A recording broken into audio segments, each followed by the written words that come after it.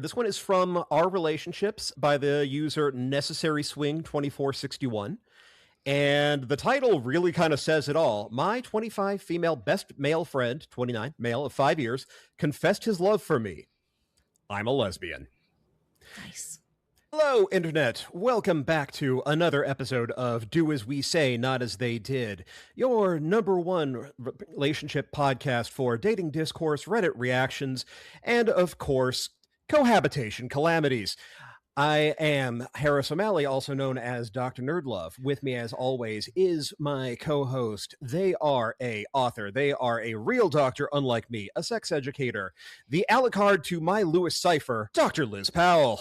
Hey, everybody. You know, one of these weeks I'll understand the reference you're making. So it'll be that meme. I understood that one. Yeah, no, it'll be cool. It'll be great. There is one person who is watching this or listening to this who's going, I got that one. I got it. I do this for you. I do this specifically for you. It's all for you, Damien. It's all for you.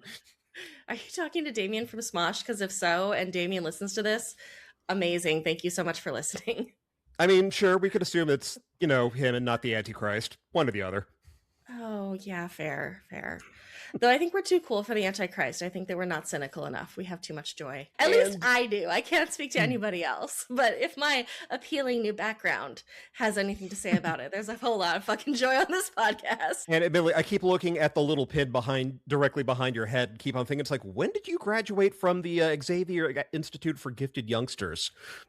Well, you see, it's a very long story, but also, I would be neglectful if I didn't introduce our guest. We have with us today Evita Sawyers, a Black queer ethical non-monogamy coach, the speaker, an educator, an advocate, and the creator of the social media account Today's Polyamory Reminder, and the subject of the groundbreaking polyamorous documentary Polylove. Yeah. How you doing? Hello. I'm good. Also an author, so I do have my own book. Oh, yeah. So all of us with our books. Right. Author violence. But I'm very happy to be here. Hello, everyone. I'm looking forward to this conversation. Yeah, Vita and I have known each other a while. A long time. Some of us have been in these spaces for a long time. So yeah, no, it's good to see you again. I'm glad you're doing okay. We actually got to see each other in person last year at Polytopia in Portland, which was very fun. Yeah, right. And then we ran into each other randomly at Burning Man in 2019. In 2019. Yeah, because you came to my camp. Yeah. Right. Yeah, no, those good times. Good times. So how have you been? What's been going on for you? I've been good. I moved recently back to California because post-divorce, I moved to New Jersey to kind of reorient myself after my marriage ended, but my children stayed here with their father. And I felt it was time for me to move back to be more hands-on. And so I am now like rebuilding my life in my mid-40s, which nobody really talks about like that. I think we have this idea that when we get to our mid-40s, like our lives are going to be established. And so nobody talks about how much of a mindfuck it is to be rebuilding your life entirely in your mid-40s, which is exactly what I'm doing. But I am grateful to be able to be close by to my children and to be here at this port of their lives. I have two 20-year-old sons, and then my daughter is 16, turning 17. And so like this is a whole different era of parenting than the one that I left when they were much younger. And so there's been so much, that has been coming forward for me. And so I deeply appreciate getting this opportunity. That's awesome. I feel like the reinventing your life thing is kind of new to our generation, to like the Gen Xers and the early millennials, because I feel like everybody else has just gotten used to, oh yeah, every 10 years or so, I'm going to be dealing with some sort of massive upheaval and just have to rebuild everything from scratch. Career, relationships, where I live. Like, I feel like the ideal 10 years is so optimistic. I haven't gotten that long. Like stability has gone completely out the window for all of us. Right. Yeah. And we've dealt with so much major change in our lives, so this idea that like I'm going to be at this age, I think that's kind of one of those ideas of the past where it's like, no, actually, I think we need to kind of get used to change in a way that I just don't think we thought about. It's like, oh, I'm going to get my career, and I'm going to get married, I'm going to buy my house and whatever, and then I'm just going to be fine. And unless something happened, a death, an injury, like those kinds of things occurred, most of the time people could kind of bank on their lives being relatively stable. Right. Mhm. Yeah, Yeah. exactly. Whereas like now it's just like, you know what? Everything's a Hail fucking Mary right now. So Oh yeah. I mean, I've talked about this, I'm sure, other places, but I did 3 cross-country moves in the course of 3 years. And I do mean cross-country, like Portland to the Philly area to Atlanta, Atlanta to the San Francisco area. wow. So yeah, it's been a lot. Boy, has it. And I've currently been in my apartment that I live in right now for a little over 2.5 years. And I will very soon have been here the longest I've been in any single living situation since I left my parents' home at the end of high Wow. school. So yeah, reinventing yourself every 10 years sounds real nice, given it's been every couple for me at most. Yeah, yeah. I'm still trying to find like that post divorce. I think the first like few years afterwards was just pure shock, a shock to my nervous system that like this was my reality. And so now we're at the point where it's like, okay, the shock is wore off. And now we have to actually figure out what our life looks like post divorce. And so I'm trying to give myself grace and just be like, okay, I packed a lot even still into this period of time, like these really amazing and incredible things. And so, gratitude has been the thing that I've really been being intentional about laying hold of as I'm navigating through this process. Yeah. Yeah, Yeah. and that's the thing that can be really hard to hold on to when it feels like the world is crashing down around you and everything is chaos and the pillars of heaven shake. And you're sitting there going like, how the fuck am I supposed to be happy about anything or, paying attention to anything or even just being gracious or giving gratitude about any of this when, look at the world around me, it's on fire. And that Mhm. it feels really hard to say, but that's when you need it the most because it's when Yeah. you're feeling it the least. Yeah. Because it's not like, it's not like the outside world stopped. It's like, okay, I Mhm. have to figure Yeah. out my life. So like everybody stay still, while I'm doing this. It's like, no, systems are crumbling. And I'm just like, okay, like seriously, like I need life to chill out for a little bit because I'm still trying to deal with my own like little life fires. And like you said, and then the big world is on fire too. And so I think in those moments, it's just like, okay, acceptance, like going back to those sort of real basic things that get Yeah. you through acceptance, gratitude, pleasure, joy, and really trying to hone in and anchor on those things so that you can resource yourself to, continue going because it's real easy to just kind of throw up your hands and go, well, screw it. What's the point? Why does it matter? Everything is falling down around me and within me. But instead, just being like, okay, one foot in front of the other.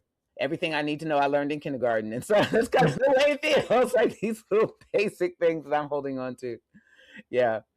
I kind of feel like, and this is going to sound like a weird tangent, but please stick with me, that this is part of the reason why books like Dungeon Crawler Carl are getting really popular, where it's literally his world has ended, but life is still going on. And not only is life going on, it's going on in the most antagonistic way possible, where Mm. corporations and moneyed interests are actively fucking with his life, and he has to play the game quite literally while also still trying to remember the things that are important, like family and community, and finding what satisfaction can keep you going, what keeps you motivated, and why you keep on going on beyond just fuck you, you will not break me, I will break you. Yeah, yeah, I agree. It's learning for me now. The work is learning like what does pleasure look like now? What does joy look Mhm. like now when my life is so drastically different and I have so many different priorities? So it's relearning. I think we have this idea that, we develop these static identities and they don't change and Mhm. our needs don't change and our wants don't change. And no, like as I'm aging, what is my body capable of doing? What do I have the Yeah. energy for? There's just so much, that's happening that I'm having to be present with in this period of my life. And so I weirdly enjoy the intensity of it, even though and there are moments where I'm just like, fuck all this shit, like whatever. But I have these like strange moments where like I know that what's gonna come out of it is like a more understanding about myself and life and wisdom and humanity and all of these things. And so if I can just get to that point, I'm going to be grateful, that I went through kind of the trial that I went through. At least that's my philosophy. I try to keep that my philosophy because I think if you don't, it's easy to get real bogged down with life and just be like, well, fuck it, it's all for nothing and it's just all misery and then you die. And while there's merit, to that, but also I do try to hold that there are other ways of seeing what the lived experience is like, what the existential experience is like. And so, And so how many different ways can I hold what this experience is like than just one or two or three or 10, you know? Yeah. I'm a big fan of optimistic nihilism, which Yes, is I'm a like cheerful nihilist. there's Same thing. so optimistic nihilism is like the idea that like there is no inherent meaning, but that means that we get to determine the meaning for ourselves, right? Right. So rather than it being a pessimistic nihilism of like nothing has meaning, so nothing is meaningful at all ever, the idea is instead, because there is no intrinsic meaning, each of us has the opportunity and the responsibility to create meaning instead, and to find meaning and to determine those meanings for ourselves, because there is no one else and nothing else creating that for us. We have to do that. It is on us. Yeah, I consider myself a cheerful nihilist. So I'm like, okay, you know, like you said, if there is no real inherent meaning, then why not choose a meaning that's kind? Why not choose a meaning that's hopeful? Why not choose a meaning that makes you feel good or that makes you feel positively? Like, why not do that? You know, because you can literally apply whatever meaning you want to it. And so why not paint with those colors instead of some of these other ones, which no shade to anybody that's their choice. I mean, But I have a little shade to cynics. I feel like cynicism, I do have some shade to it, mainly because cynicism seems to primarily function to give people an excuse to do nothing, right? It gives people an excuse to disengage from themselves, disengage from others, move towards judgment and shame rather than exploration, joy, playfulness, and grace, right? Like cynicism prevents you from giving yourself space to fuck up and be weird and be different and be cringe, right? I think that the thing about cynicism is that it limits all of us and it makes a smaller world for everybody. So I have some shade to cynicism. I get why they get there. I don't think that it's an unreasonable conclusion to come to given the state of everything. I do think it is an unhelpful position to take. To me, it's just balance. So it's like, okay, how far is your needle to one side or another? And is that really appropriate for every single solitary circumstance? So like, yes, like you said, there is enough in this world today for everybody to be cynical because there's just a lot of stuff that's going on. And also, I know from just moving through the world that it's never really good to be too far to one side or another side in any, you know, pattern. So so if you can't find a way to like, I'm not saying I never get there where I don't feel cynical, whatever, but I don't stay there because I'm like, it's not good for me to stay in this place. Like, it's just not a good place for me to stay. Because for many of the things that you said, it does inform how we view life, how we view other people, what we want for ourselves, what we want for other people. And then, like you said, it gives you kind of space to do nothing. If nothing has any meaning and everything's all the shit, then I don't have to do anything to try to create better. And then if that's the point, if everybody hold that viewpoint, then, you know, nobody's going to push for change. Nobody's going to push for improvement. We're all just going to be sitting here kind of rotting, you know, until entropy takes us all over, you know, and I don't particularly want that kind of existence. And so I tend to like other people that don't want that existence as well, even if we have days where we're like, fuck all this shit. Yeah. Totally. That's my problem with a lot of like misunderstood philosophies like cynicism and like stoicism, where it ultimately ends up being an excuse for inaction in the name of like superiority. It's like the whole meme of if you never expect anything from anyone, then you're never disappointed, which is 1,000% not true. You're always disappointed. You're always upset. You're just pretending like you're not, and like you just because you expected it doesn't make it better. And it's a way to like deny your own pain. Yeah, it is. It's like a weird dark side positivity toxicity thing of like, well, I never get hurt because I just expect everybody to let me down. Okay, well, you know, maybe you could just instead. You don't want to be present with disappointment, you know, which is a human experience. And so you don't want to be present with disappointment. And so you think it's shielding yourself from dealing with disappointment. But what it actually does is it means that you're not going to be able to navigate that experience. And you will have it, you know, so you will absolutely experience disappointment. And I think it often becomes like an excuse to opt out of actually meaningfully engaging in relationship and conflict because like, I don't expect anything from you. So like, I'm not going to let you know that something you did hurt my feelings because there's no point. And then I'm just going to ghost you because what's the point? You're just going to let me down anyway. Right. It like reinforces this disposability of the people around us that I think is a really big problem where people are also bad at staying in conflict. I think it also makes it so that if I don't expect anything from you, you don't have to expect anything from me, you know? And so I think, and if you do, why would you do that? That's Right. not like you're letting yourself down if you expect things from me. Yeah, so it's I'm like, okay, if you don't expect anything from life, that means that you don't expect anything from yourself, which means when someone expects something from you reasonably, kind of throw that at them. Well, why did you expect that from me? I think there's a lot of movement in relationship, especially nowadays, more so than ever, of this idea of like, how do I get $1 experience out of this relationship for 15 cents? You know? And I feel like a lot of people are moving through their relationships going, I want to pay 15 cents, but I want $1 experience. And I get it. It's vulnerable to fully cash in and go all in a relationship with the person. But if everybody is like going, I'm only going to ante up so much and I'm wanting to hit the jackpot, then we're not meaningfully engaging in relationships. We're not meaningfully being vulnerable from another. And to me, that's the only point where we hit like real, true, genuine connection, is when we're willing to sort of put, ante up fully as we're navigating relationship. Yeah, and I think it's this thing of like, if you cannot stay in conflict with people, right, it creates this system of, I'm not going to let you know what I need. I'm going to be disappointed you didn't give it to me. I'm not going to ask you for what you need. I want you to somehow figure out exactly what I need without me ever having to say anything to you about it, or recognize that you're a human with your own wants and needs, and that we may have friction between those and have to actually work together to problem solve how we can get our needs met, right? There's this way of like,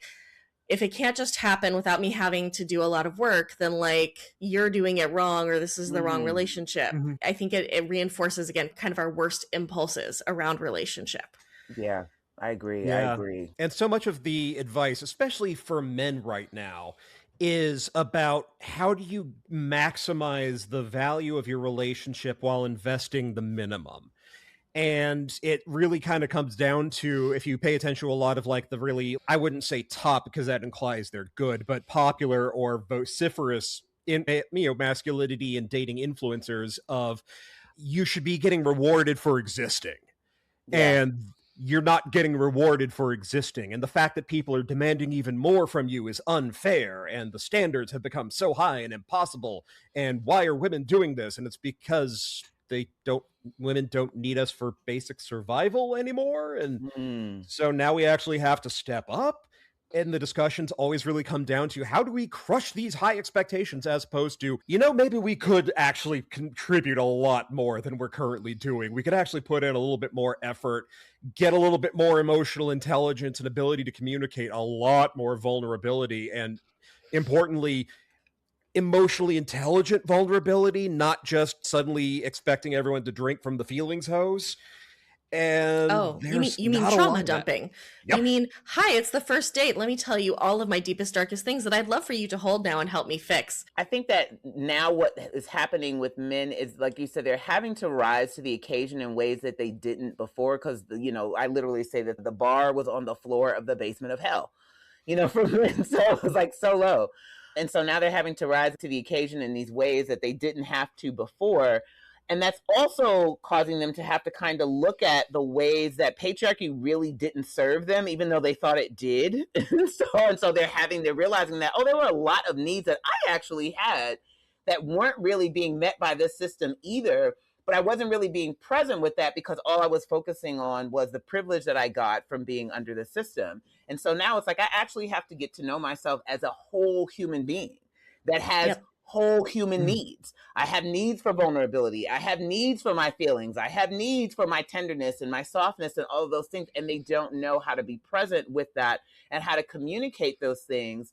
And so it's kind of rising to, what we're asking them is to rise to wholeness, rise to wholeness, rise to not being stuck in these boxes that cut off all of these ways that you're a full human being. And they're struggling. They're struggling. And on that note, well, I do want to say one thing that gets to me is that there, especially in the 90s, and this is obviously nostalgia for the era that I, grew up in, but there were a lot more role models for men in terms of like who were emotionally whole, who were doing a lot more and being like genuine individuals. And I don't think people quite processed that that's what they were at the time, because you see people like, one of my favorite examples of fathers in pop culture is Ben Sisko in Deep Space Nine. Like someone Sisko who was is great. emotionally expressive with his son, who is vulnerable, who treats his son, he's a father to him, but as his son grows and matures, as Jake gets older, he becomes a friend as well and becomes a mentor. He's open with his friends. He's got his amazing hobbies. He is a chef. He's got things that he obviously, he's morally compromised at times because he's in a position of leadership, but he recognizes it and he reckons it with, especially with one of the greatest monologues in the history of television. And we don't really see a lot of characters like that where they get to be these really well-rounded, well-developed, emotionally expressive people. And they really kind of focus on more aspirational, kiss, kiss, bang, bang, James Bond kind of like already got it together. Now it's just a matter of eat beef, shoot gun, kiss girl, get money. That's why I loved Jane the Virgin, honestly, as a show, because the men in the show were traditionally attractive, especially Raphael, very hunky dude. And so much of the show is about his deep emotional journey in many different layers and levels. And it's about him reckoning with what it is to be a father and what it is to be a partner and what it is to be in this position of privilege and also to be a cancer survivor, right? All of these different aspects. And it treats him as such a full human being. And I feel like so many people in the manosphere think so much less of men than people who are feminists do, because what we want is for men to be these full, whole people who get to have these huge ranges of experiences, that they can be buff and muscular and gym dudes and also have feelings and love their children and wrestle with relationship, right? Like that these things don't have to be contradictory, that you can have all of them. And I want everybody to be able to have a full, rich emotional life. Yeah, I agree. Sometimes when I hear these talking points from the red pill group, I'm like, you're okay as a man with these things being said about you and them saying that this is who you are. Like, that's okay for you. Like, it doesn't sound good. And I do agree with you that I do think that a lot of people that are feminists and womanists and want more holistic experiences between the genders and the sexes and all those things, they actually hold men to a higher regard than some of these red pill people that we see pushing these things, because I'm like, they're essentially saying that you're an animal, you're an animal. Mm-hmm.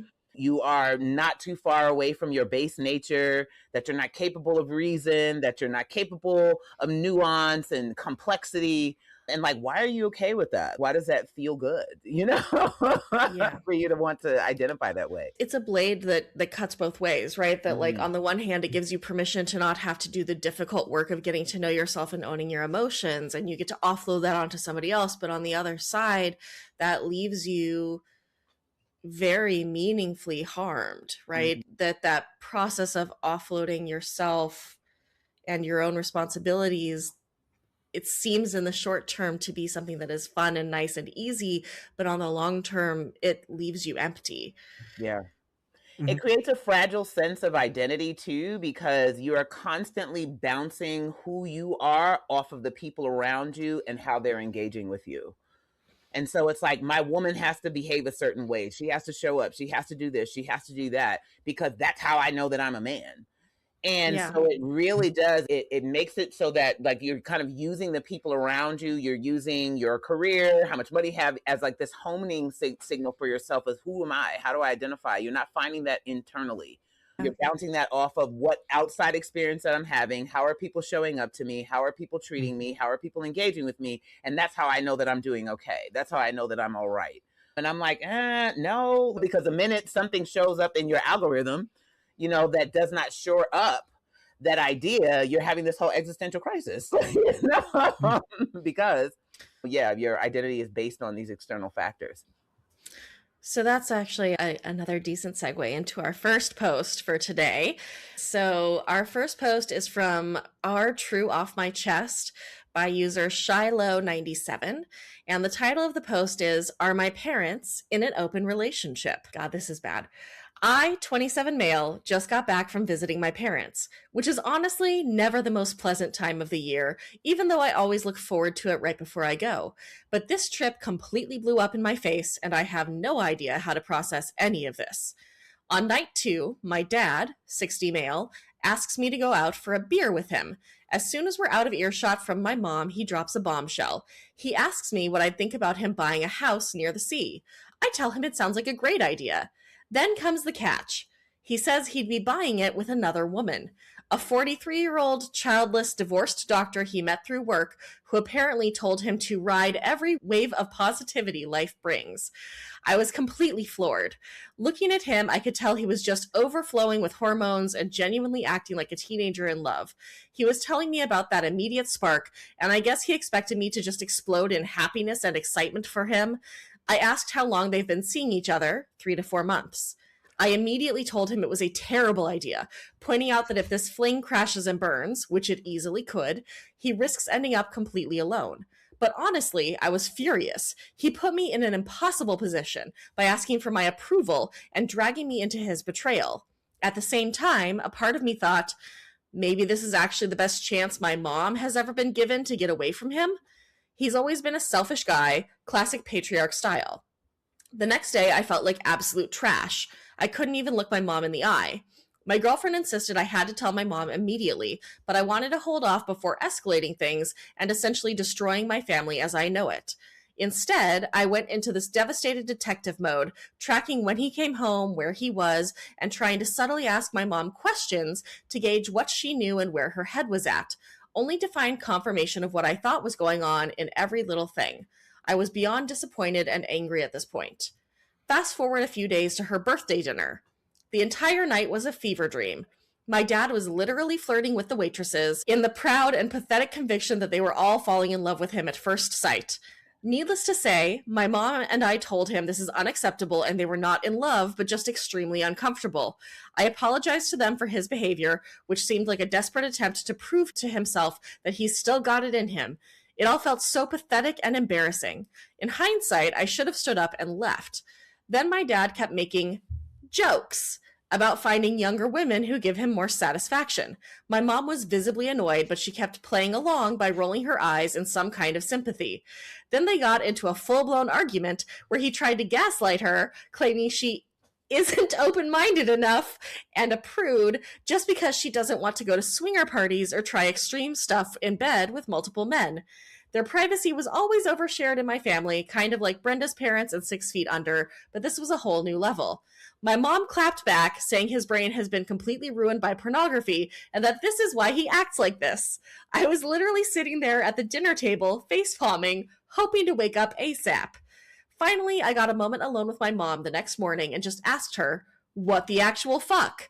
That's when she laid it all out. Rational, no tears, no sadness. She told me she already knows about the doctor and honestly about all the other times he's cheated.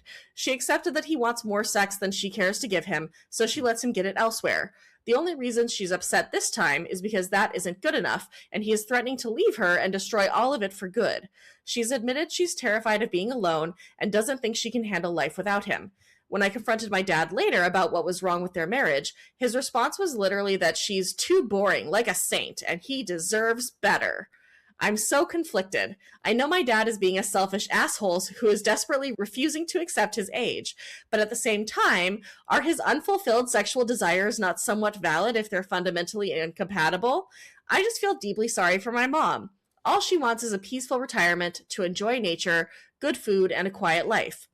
But she's too terrified to step up to him, and she keeps insisting to me that this whole arrangement isn't that big of a deal for her. Is this just what a really toxic open relationship looks like? Or am I watching a slow-motion train wreck of a marriage finally implode? I don't even know how to interact with either one of them anymore. My first thought is, why does it have to be either? It could be both. It could be a toxic open relationship, and it could be a train wreck in slow motion. It doesn't have to exclude either of them. Matter of fact, many train wrecks start with toxic open relationships. It's so real. It's so real. Right. I want to start with the mom, and I wish so badly for her to find some greater self-compassion and self-respect for herself, because it seems like she's just so afraid of being alone that even though this is not good for her and he does not treat her well, she just doesn't want it to end. I see this a lot where people stay in a relationship because they don't want to have the relationship end, either because they feel like it is a failure, or because they don't want to be alone, or because maybe they feel like the other person hasn't done anything bad enough, right? Like there's all of these excuses to stay in something that you know already is not working. And I want people to break up. You can break up. You can break up for any reason at any time. If you are not happy in a relationship and it does not seem to be going in the direction that would help you be happy with it again, you can leave. I am just so sad for her that she does not feel like she has a life without this relationship that is worth living. Because, like, girl, you will have a much better life without this man dragging you down. I promise. Yeah, I recently watched a documentary on Hulu about Earth, Wind, and Fire, which was amazing. And the front man for Earth, Wind, and Fire, I don't know his name, but he had a longtime partner. And they got into something about his infidelity, where he either had a child with someone else and she found out that the person was pregnant or something to that effect. And she made this statement that I wanted to rewatch it just so I can write this down. But it was essentially like, what he did not demonstrate to her that she was worthy. She was worthwhile. She said, and I don't believe that I was worthy of that behavior. And so I ended the relationship. And it was just very frank. She said it with no malice. She was just like, I'm worth more than that. I'm worthy of being treated better. Yes. Not to say that like him struggling with the incompatibilities in their sexuality is not valid or real. Or that even him wanting to have a non-monogamous experience is not valid or real. Like that those things aren't real. Totally. But you can demonstrate care and respect for the people that you are in relationship with, even as you are asserting for yourself that I have these needs that I'm trying to make a portion of my life. And the way he's treating her, it's like, it's just a lack of respect. It's a lack of consideration. And that to me is much, much, much more egregious than just him wanting to be with other people. Yes, yeah, he's 1,000,000% checked out as part of the problem. And the thing is, his being checked out is only part of it because he doesn't care about the harm that he's doing to a person he has shared his life with. But also, it's such a cliche, but this is such like midlife crisis energy as he is. It's not even just that he is with someone who is almost literally half his age. Okay, maybe a little bit closer to like a third of his age. Three quarters of his age. But doing things like getting ready to buy oceanfront property with someone he has been with for 3 to 4 months. Okay, listeners, don't buy property with someone you've only known for 3 or 4 months. Don't get married to someone you've only known for 3 or 4 months. There are very occasional edge cases where these things work, but those are the exceptions, not the rule. You don't know that person until you've been with that person at least like 2 years. You do not know that person. You just don't. Beachfront property, like riverfront, lakefront property, or like buying a boat sounds great until you have to live with it. Because not only are you dealing with the environmental issues we already have, where water hates us and will destroy everything we have and will reduce everything you have built to dust, but also the sea levels are rising. Seawalls are falling into the ocean. You're never going to be able to insure this place. It seems really cool. Rent an Airbnb. You don't want to own it. I think also what we don't really talk about in the experience of midlife crisis, which we see a lot, and it is a cliche, and it is, something that it's such a trope. However, what is coming forward me is kind of this happy wife, happy life thing. And how I think a lot of men specifically, they live their lives going, I have to be this, I have to be this, I have to be this, I have to be this, I have to do that. And there's this sort of like not holding like their real genuine desires. Mm-hmm. And then they have this moment where they get to this space to where like, okay, I've raised the kids, whatever, blah, blah, blah. And now fuck it, I'm going to become completely self-absorbed and do everything that I want to do. And, and just make these really wildly just unhinged choices. That you're just like, what are you doing? And a lot of it really goes back to you really weren't being present with like what it is that you wanted out of life back in the day because you were trying to live up to some ideal of like who you were supposed to be. And you just can't hold that, that's unsustainable. And now you're like, fuck everything. And so I find that often in relationships, people, they vacillate between like self-abandonment and self-absorption. And we really don't learn the skills of being able to hold our desires and our wants and our needs and the desires and the wants and the needs of the other people that we're in close proximity with simultaneously. And so they have these periods where they're self-abandoned, self-abandoned, self-abandoned, self-abandoned, people please, self-abandoned. And then that's not sustainable. And then they swing the pendulum too far to the other side. Now you're like, fuck everybody. I'm going to be completely inconsiderate and do everything I want and not think about anyone. And I'm like, well, that's not really it either. And so I'm like, okay, like you're doing this like midlife crisis shit clearly. But I'm like, how much of this is coming from a space of like, you didn't really honor like what your needs were and your wants were throughout the relationship. So like, even like in the case of like you said, okay, the mom is too boring. How long have you known that? And how long have you stayed past that point of you were not getting your needs met? Instead of saying like, hey, this relationship doesn't serve me in this way. I want someone that I can express more with sexually. This is not providing that for me.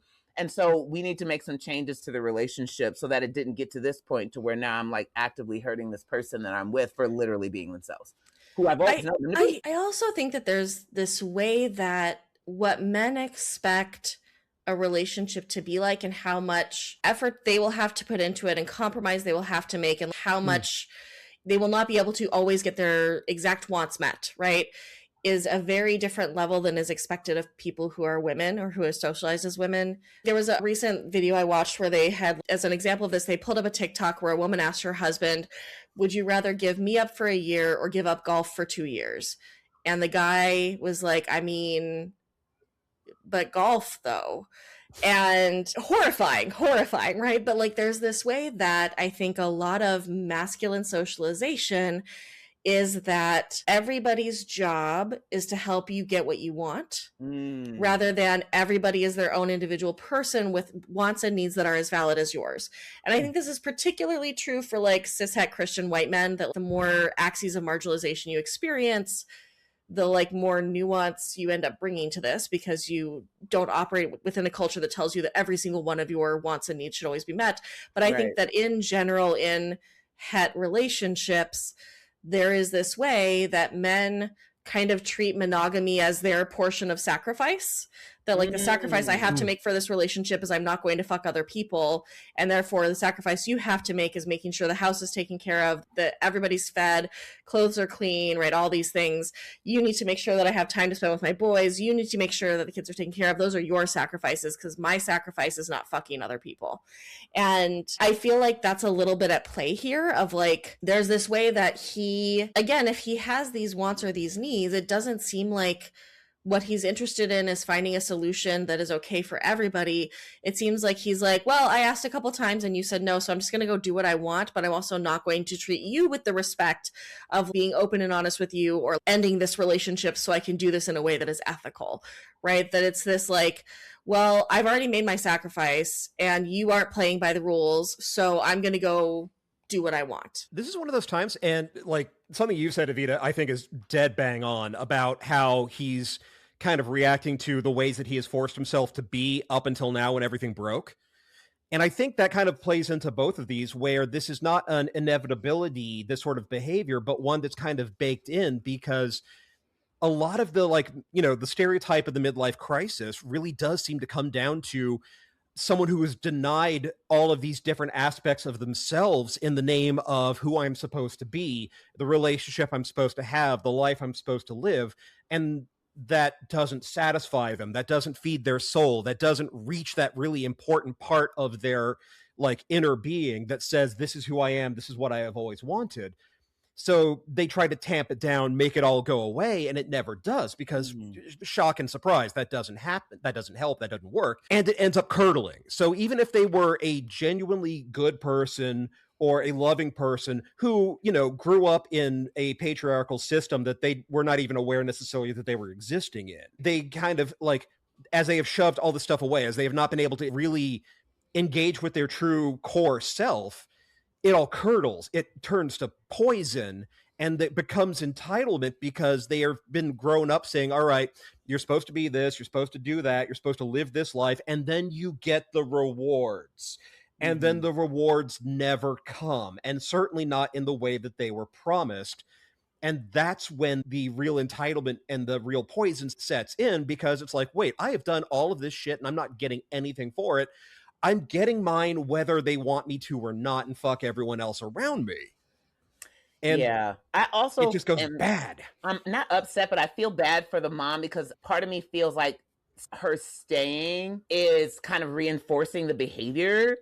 Yeah. Instead of being like, no, like, this is not okay. You're not going to treat me this way. And I'm going to leave, you know, like I'm out of here. Like, you can do this. You can do what you want to do, whatever, blah, blah. I'm not going to stay around for this because this is unacceptable the way you're treating me.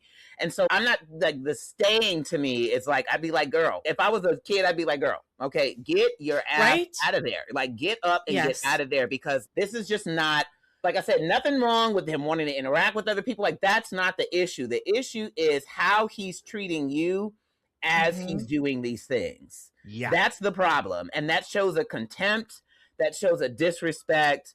And that's the part that I'm like, no, you need to get up out of there, because to me, I would not be reinforcing that behavior by staying next to it. I'm like, you can do what you want to do, but you're not going to do it next to me. Like, no, you're not going to do that next to me. And it's the casual acceptance of the mistreatment too, that really kind of comes down to, and I think this is also a socializing thing of, this is going to sound a bit weird, but the whole like stand by your man, after all he's just a man, like the idea that, oh, you know, women have to put up with this stuff because men don't know how to handle it, where that ends up being self-sacrifice for no purpose whatsoever, because it's just further subsuming yourself into it. And by tolerating, tacitly permitting this increasing level of disrespect, as they're having these arguments not just in front of their son, but in front of like strangers at a restaurant, where he is just insulting her to her face for like comedic purposes, almost like he's almost showing off the disrespect like it's a flex. And it's just one of those times of like, this has gotten so toxic because you don't stand up and say, fuck you for putting me in this situation, and fuck you for treating me like this, I'm out. Right. Like, he needs someone, you know, had I had been his child myself, like, I'd have been like, you're being a dick. You know what I mean? This is not fucking okay. I don't like the way you're behaving. I'm like, who is actually standing up to this person and going, like, you're being an asshole here? Like, you know, and no one's arguing that you are not in any real, you know, like I said, the stuff that you're complaining about is not valid. Your needs weren't being met, etc. Like, those things are valid. But the way you're going about trying to like remedy that and fix it is super fucked up. And that needs to change, and that needs to stop, because, you know, that doesn't give you carte blanche to be an asshole to people and to be a dick and to put us all in these really, like, I'm like, why are you even talking to your kid about this? Like, that's another thing. I'm like, there's so much inappropriateness to his behavior and what he's doing. And like, it doesn't seem like he's really getting any like consequences for how inappropriately he's behaving to everybody around him. And I, like, on the therapist side of this, right, this is not uncommon, where like an entire family kind of orients itself around not confronting a family member who everybody is harmed by and who everybody knows is a problem, because nobody wants to become the target of their wrath. And so it's kind of this process of like, how do we protect ourselves and each other as much as possible so that I don't become the scapegoat, but also nobody ever directly addresses this dynamic so it can change. And it's one of the things that I work with people a lot on breaking out of, is like, people in this situation are often like, well, I don't want to cause a conflict. The conflict already exists. You are just redistributing responsibility for it, right? If you, as the child in the situation, tell your dad, like, what the fuck are you doing? What the fuck is wrong with you? You are not creating a conflict. You're redistributing responsibility, because he is the one who should be holding responsibility for all of these things that he is doing that are harmful to others, that are not treating other people like they are valid and have, like, deserve respect. He is the one who needs to be holding that discomfort. He is the one who needs to be feeling those feelings, not you. And I feel like the mom also does the same thing of like, well, I can't just leave him and I can't just confront him about this. Pornography ruined him. And like, bitch, really? Like, no.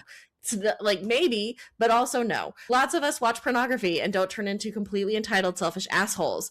It's not the pornography that ruined him. It is that he has lived a life where everybody dances around him. And that's not helpful. Yeah. I also have to wonder about the person that he's seeing. She's obviously, you know, of an age where she's not necessarily going to be falling for this, you know, great established man bullshit that a lot of people who are having midlife crisis will pull. But also, I kind of wonder if her entire relationship with him is contingent on the fact that he is still married, so that it's a lot easier for her to pull the ripcord. Because if she was getting the full focus of his attention instead of having to be like, she gets to have the good parts version. Yeah. Whereas if she had to help maintain this relationship, she would be very quickly going like, oh, fuck this, I'm out.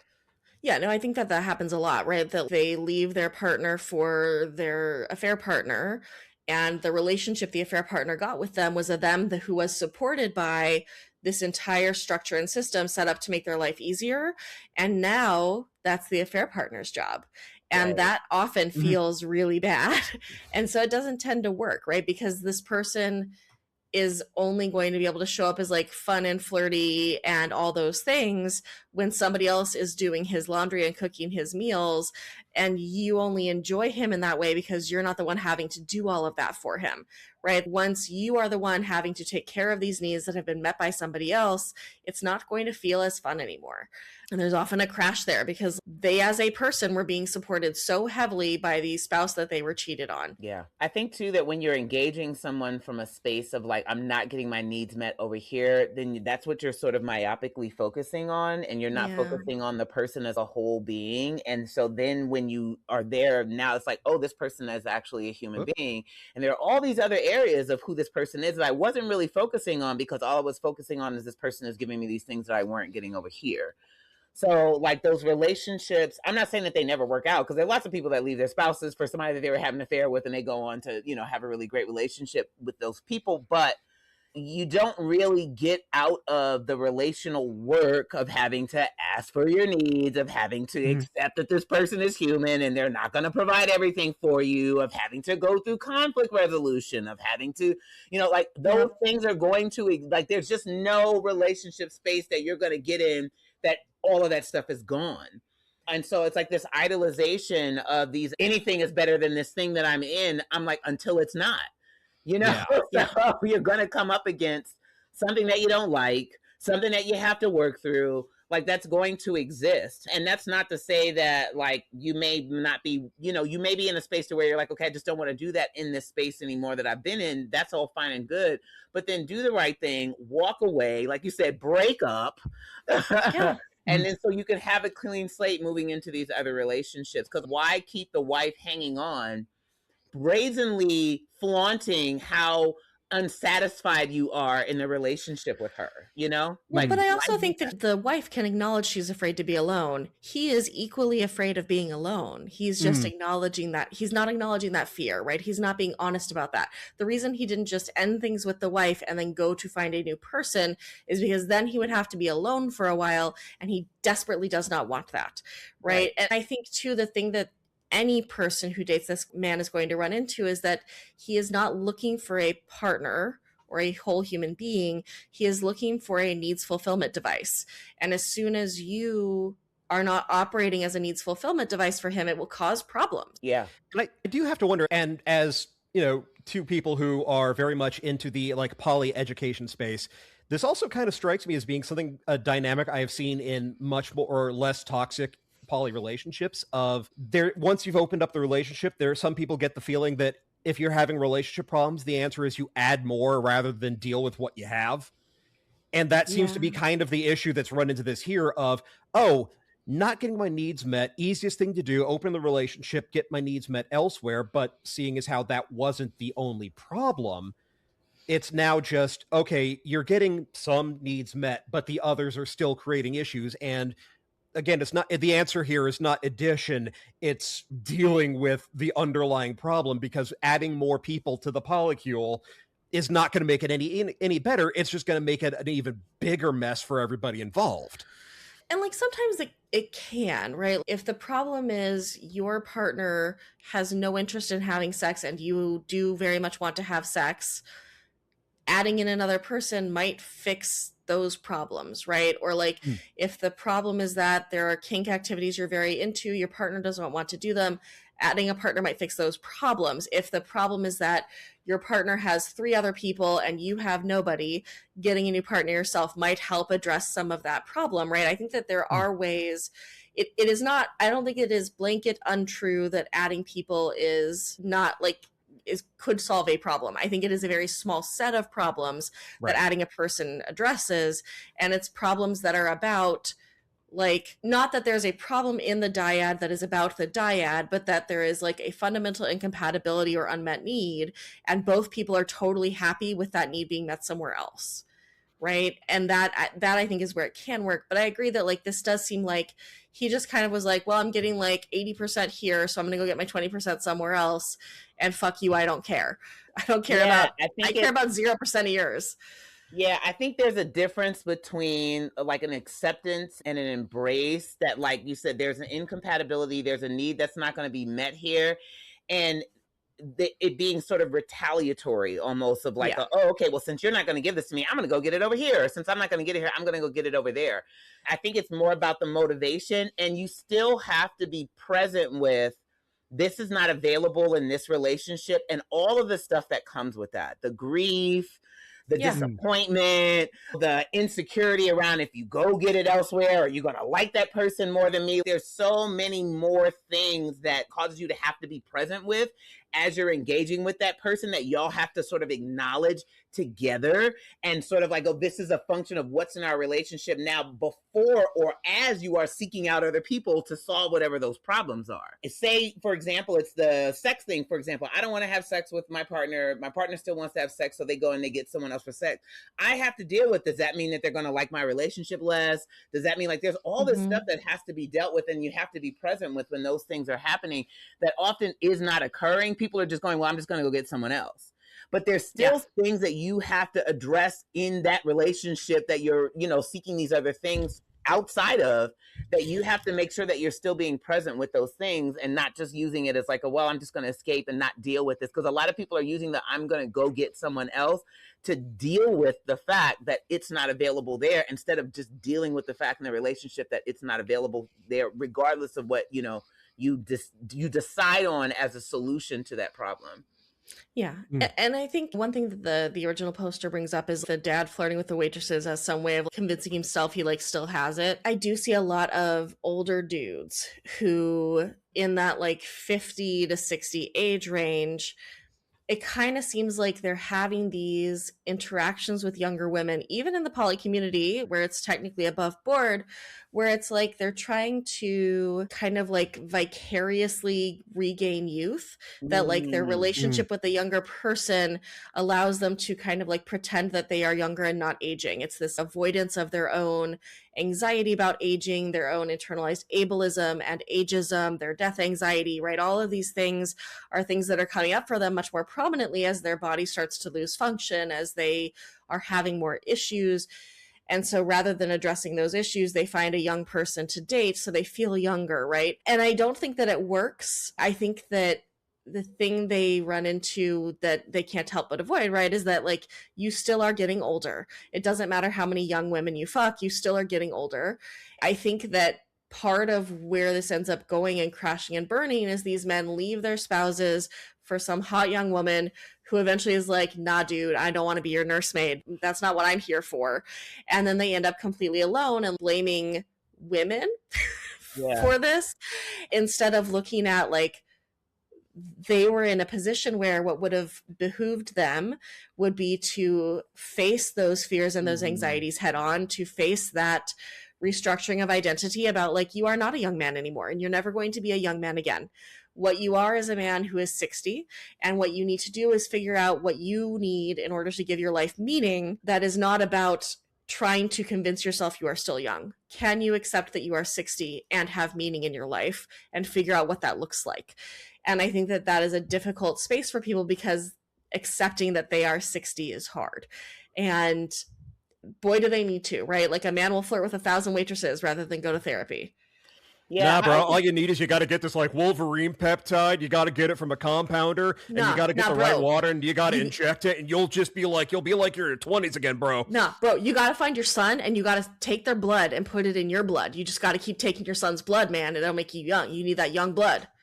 Yeah, and then if it gives you a stomach issue, then you got to clone yourself and steal your own organs. Also have like desirability sort of attached to survival in a way. And so like I think in the aging discourse and that like lack of desirability. And so it's like, okay, like I don't want to end up alone, for example. A lot of men don't want to end up alone, which number one, I think also speaks to how men aren't encouraged to develop relationships, make friends outside of their romantic relationship, which a lot of that is heavily like hinged on desire and desirability. So it's like this afraid of like this loss of desirability, loss of virility, loss of desirability. And if I'm not desirable, I will not find myself in a relationship, and then I will be alone, you know? Whereas like for women, there's a different fear of the lack of desirability, because desirability literally can, you know, impact like our like lived experience.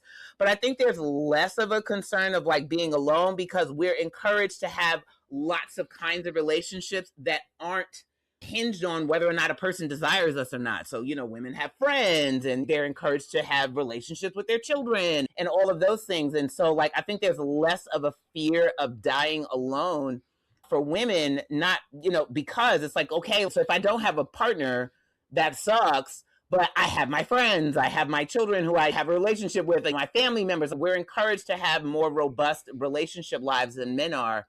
And so that loss of desirability, I think, is scarier for them, because they're like, well, if I don't have a person that wants me and wants to be in a relationship with me, I'm going to die alone, because I've not been encouraged to have friend networks and, you know, have relationships with my family members. I remember I used to have to get on my ex-husband to call his mom, call your mom, like, you know, that kind of stuff, you know? But I think it's also like it's this like abdication of their own responsibility, that it's not just that they aren't encouraged, it's that like they face the prospect of not having a romantic partner, and instead of saying like, let me invest in some other kinds of relationships, right? Let me make sure I'm maintaining my relationships with my kids. Let me make sure I'm maintaining the relationships with my community. Instead, they just kind of wait for someone to show up and fix it for them. They wait for a woman to come and fix it. And that is where I have less sympathy and empathy for it, right? Like there is a very real social structure that does not force it on them in the same way it forces women. But part of why women are forced to build those bonds is because they cannot expect their male partners to do it for them. Yeah. They cannot expect their male partner to be the person there for them. I mean, look just at the statistics of what happens when someone in a heterosexual marriage gets sick with like cancer. Women stay by their men do not. They leave, right? Women know that they cannot expect a male partner to be there for them in the way that men feel entitled to a woman being there for them, regardless. You know, even in my work as a psychologist, right? I work now for a major healthcare organization, and I've had a couple of patients who were older men who seemed to be coming to therapy so that I could tell them like where to find housing and how to find a friend and where to go for activities. And I'm like, that's not therapy. I'm a psychologist. I have a doctoral degree. But like, because I was a woman they could access as part of their healthcare, that should have been my job. And like every time I like redirected them to using the resources on their own of like, I sent you links, you need to access those. Like, you know where to go, you need to go. Like, that's not, none of this is my job, right? They just did not appreciate that, because I should be solving the problem for them. And I think there is that aspect of gendered entitlement that is very real here, which is that women are not afraid of dying alone because we've never been given the option of having someone else take care of everything for us. That's not something that is offered to people who are of marginalized genders. Yeah, I also think men just have a lack of self-awareness sometimes to how they're the creator of their own misery. I deal with that with my dad like a lot, you know? So my dad will talk about his experience and his discontent about his relational experience, but I'm like, and there's just no real acknowledgement that like how you have moved through life has created the space that you're in now. And if you want something different, you're going to have to do something different. It's just like, I just don't understand why I can't be the exact same person that I've been for 30, 40 years, doing the exact same thing in my relationship for 30, 40 years and have different results. I'm like, you know, and so I do think that there's that element of it too. The system of patriarchy doesn't really encourage men to take good hard looks at how they are lending to like what they're experiencing. It's just like, oh no, I should be able to do whatever I want, show up however I want, and have whatever experience I want. And just nowhere does life work like that. And not only is it, you know, actively discouraged in men to have those conversations or to look inward, there's also not really a lot of good models to look at to say this is how it could possibly be that aren't intrinsically gendered. We've got a whole genre of movies about women whose lives fall apart in midlife or later in life who are then rebuilding themselves, finding community, finding new drive, new desire. Men don't really have that. Mostly we have boomer actioners of older guy turns out to be secret badass. And we don't even have anything that like it. I realize this feels like I'm passing the buck of we should have taught guys how to do this. Men should learn how to do it themselves. But it's easier if you have something that you can look at and go, okay, I can see what this would look like, as opposed to having to build it from complete scratch. And there is no male equivalent that's seriously done and heartfeltly done, like the Golden Girls of a bunch of women in later life who have, you know, created this found family of actual family and adopted family, as it were, living together, and how that suits all of their needs. There is not really an equivalent for men. And when men talk about that level of loneliness or that level of desperation or not feeling like they have a connection with other people, we say, okay, go out and make other friends, make community, find community. It's very hard to do that when you don't know what it looks like. And the only examples you find are through a gendered lens, which objectively should not be a problem. But when you've grown up and existing in a world that has that stark divide between gender lines, and crossing those lines in any way, shape, or form is not just shameful, but abhorrent, it is very hard for someone who's grown up in that system to say, okay, maybe the system was wrong and I need to disregard everything and rebuild from first principles. It is a lot easier when you can look at something that says, here's how men can have more complex, nuanced relationships that isn't like Tuesdays with Maury or Brian's Song, or, you know, something that isn't inherently about either mentorship or tragedy. Yeah. Yeah, I agree. Yet another episode where we both say men make friends. Yeah, really. Men make friends for sure. And I see the younger generation doing that a little bit more. Like my son, I have a son who's 20. And I remember he was on the phone with one of his friends the other day. And like, I didn't know who he was on the phone with, but I heard him say, I love you. And so I was like, who are you talking to? And he was like, oh, that's my friend. And I was like, oh, you say you love you to your friend? He said, yeah, we do that all the time. And it's like, so his bros are like really important to him. Yeah, like, you know, and so his bros, you know. And so I think the younger generation are getting a little bit more like it's important for us as men to have friends, you know, and going like, you know, we see the bromance and that kind of thing. What's making me think of 50-50, that movie with Joseph Gordon-Levitt and I think Seth Rogen, where he goes through cancer and Seth Rogen's like there for him. And, you know, these depictions of, yo, man, y'all need friends, you know, and it really is true. Because a lot of the stuff around the male loneliness epidemic is about women not giving them relationships that they want. And I'm like, y'all wouldn't be lonely if you had friends. Like, you know? Yeah. You have friends, you know? Plenty of women are not in relationships and they don't feel as lonely. That sounds like a you problem. Right, right. I think too that, like, you know, in older generations, there were like fraternal organizations, right? Yeah. People were involved in those kinds of societies, and that was where they got a lot of their belonging, or they were in trade unions, right? Like that there were these organizations that were already established that gave them that place to go, right? To meet people that were going to be like their kind of built-in friends as long as they were part of the organization. And the loss of third spaces, I think, is another component here. You know, here in California, we have lots of senior centers, which are a great resource.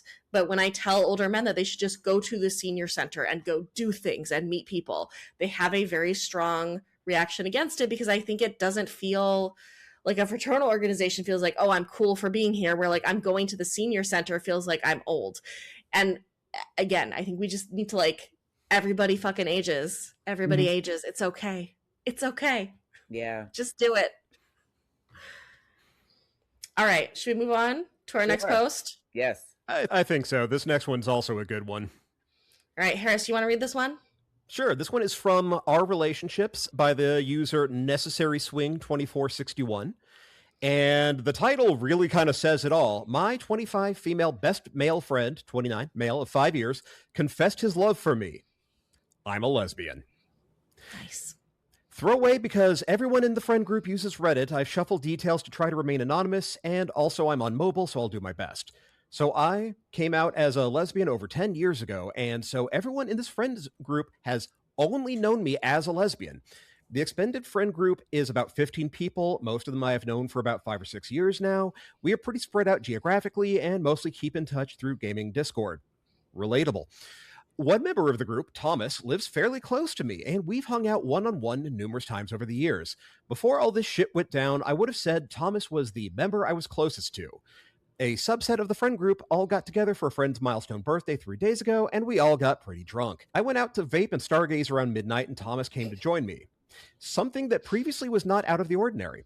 Well, Thomas had drunk a lot, and after about 20 minutes of normal talk, he confessed that he had a crush on me for our entire relationship. He'd been pushing it aside, but recently they resurfaced after I told the group about a dating experience I had a while ago. There's a lot to it, but basically I tried dating a non-binary but born male individual. It didn't work out. It didn't end up working out for several reasons, but it appears that Thomas latched onto the has a dick part. Thomas said that finding out that I was, quote, open to men reignited his feelings now that there was a chance, and that none of his dating in the last 4-ish years hadn't planned out because he kept comparing them to me. I was frozen. I felt like I couldn't fucking breathe. Not only was it so absolutely gross to see a man I saw as a brother admit he's had a crush on me the whole time, but also his entire view on my last dating experience is so backwards. Thomas has always been a touchy-feely guy, and I noticed he had been extra touchy during the party, and I immediately felt so fucking gross. Thomas asked me if I was okay, and I told him I was too drunk to deal with this emotional shit show. Thomas immediately started freaking out, saying he didn't know how to approach this conversation and asked when would be a better time. I told him I didn't know, but it was not right now. Then I got up and basically sprinted out of there. I said my goodbyes and got an Uber back to my hotel. Thomas hasn't texted me at all, and I don't know if that's better or worse than having a million messages. I feel like a bomb has been detonated in my emotional state. Any advice on how to handle this would be appreciated. I have no clue how this will affect the friend group. TLDR, best guy friend of 5 years, confessed he had a crush on me, a lesbian, the entire time. How the hell do I deal with this without destroying the entire friend group? Okay. First of all, go through his movie files and his DVD collection and remove every copy of Chasing Amy he has. He is not ready for that. Fucking Chasing Amy. Okay, so I actually yesterday was having lunch with a friend and talking about how sometimes he runs into some issues dating, even sometimes within the poly community, because he is bisexual and has sex with men, not just like occasional cute cheeky blowies at a party, but like full on dates men and has relationships with men. And a lot of people who are women who date men, particularly cis women who date men, get very uncomfortable around a man who dates men. And I think that the best thing that my brain has been able to come up with about this, or that I've seen about it, is that like in our society, we view having sex with someone with a penis as more real and valid and important to your sexuality than having sex with someone who doesn't. So like if you're a bisexual man and you have sex with men, obviously you're gay. But if you're a bisexual woman and you have sex with both men and women and non-binary people, obviously you're straight and you're just like spicy straight and saying that to be interesting, because the sex with the men is the part that really matters, right? And especially penis having men. And so when Thomas is like, oh, you dated a non-binary person who has a penis, obviously you're into men, it just is like not at all surprising to me, and also so fucking sad, because it says so much about like how he was in this relationship, and makes me question to what extent he ever saw OP as a person rather than just a person he could maybe fuck one day. Mm-hmm. Yeah, and I think that often, like, this to me is what's coming forward is kind of like the nice guy rhetoric around, if I just wait in the wings and I'm nice enough and kind enough and good enough and whatever, then eventually this person will just come around and they'll want to be with me because I was nice to them all this time. And so it makes a lot of sense to me why the OP was so floored by this, because it like taints everything that they've experienced with this person, because it's like they had this ulterior motive the entire time that they were engaging with you. And so now everything that they've done, you're calling into question, was this genuine? Or was this about you trying to like stack up some regard for what this thing that you wanted with me. There's a really great quote by Ram Dass that I love, and it goes, what does it mean to be a safe space for a person? And what it means to be a safe space for a person is to be without an agenda. And so what this person is learning is they had an agenda the entire time, that they were interacting with them. And then to choose the timing of like when you chose to share it, and then what even made you share it. So I was just talking to you about my dating experience, and instead of me being a space for me to just share my experience, you use that as like some kind of like signal to you that like you might have a chance. Like there's just so much to unpack there about what it is that he did and why the OP feels so violated, and rightly so, because I'd be like, what the actual fuck? So it gets worse in the comments. OP replied to a comment, and OP said, so the comment was basically saying like, tell him you're never open to experimenting. And OP says, what's crazy is that we talked about this. After that relationship didn't pan out, I joked multiple times about how I may have lost my gold star, but 100% confirmed I was a lesbian. And so like the thing about this is that it's like cheating in a lot of ways, because it makes you question everything in the relationship to that point. What was real? Because now I know that a huge portion of it wasn't. That when you said you were happy just being my friend, that when we said we were like siblings, you didn't mean that. Yeah. So how do I understand any of what has happened for us before? Right. And then also, it's one thing to say, I like you and I have these feelings and I've had these feelings for a long time and I can't hold them anymore and I want to share them with you. Like, that's a different conversation. Because I do think that it's important to kind of share those things, like when you're feeling that and go, you know what, I need to let you know this.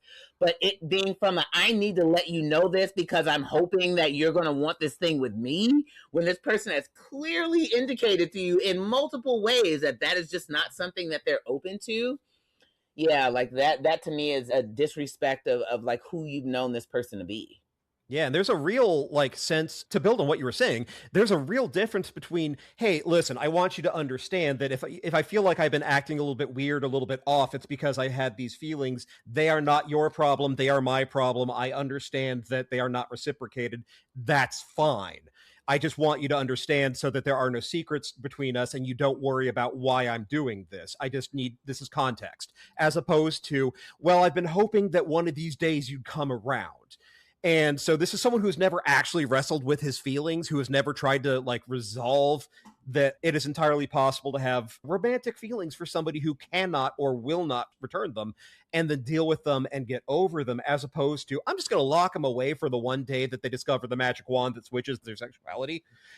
But also, good God, this is like part of the reason. I don't know if the OP goes into this in the comments at all, but this is like a denial of who she is as a person. Like this very intrinsic fact to who she is, and that someone she thought of as like near brother, best friend, cannot accept this core part of her humanity, of her core identity, and thinks that it is optional. Yeah. Or that's something that they can switch on. It's like, I think that is as much of the emotional wound as finding out that maybe your friendship was under false pretenses the entire time.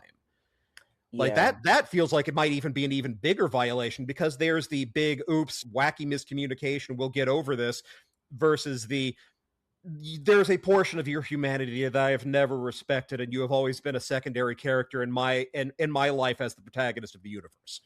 And to also like make her kind of responsible for the fact that he hasn't been able to find success in dating, because I'm comparing everybody to you. It's like, how is that my problem? How is that something that now I have to hold, instead of like you not sitting with yourself and going like, that is my barrier to intimacy. And really overall is you're not ready for intimacy as a person, because you're holding on to these feelings for this unrequited love that is not going to give to you.